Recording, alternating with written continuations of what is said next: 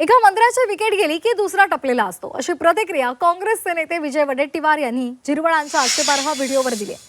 झिरवाळांची wicket काढण्यासाठी माजी मंत्र्यांचं षडयंत्र असल्याचा दावा सुद्धा वडेट्टीवारांनी केलाय. तर महाराष्ट्राच्या राजकारणाचं अधःपतन झालेलं आहे असं राऊत यांनी म्हटलेलं आहे.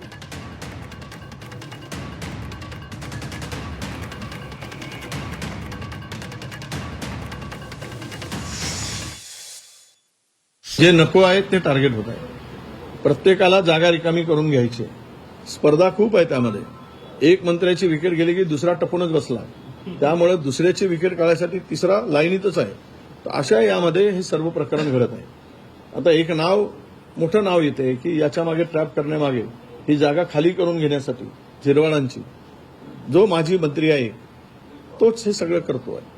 म्हणजे त्याची जागा खाली झाली तर माझी एंट्री होईल, तो मेला की मी जिवंत राहील, असं सगळं प्रकार या सरकारमध्ये राजरोसपणे सुरू आहे.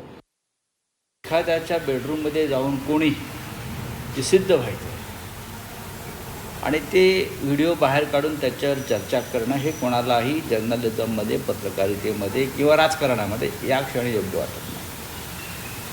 पण एक मात्र खरं की महाराष्ट्रातल्या राजकारणाचं, राजकीय नेतृत्वाचं,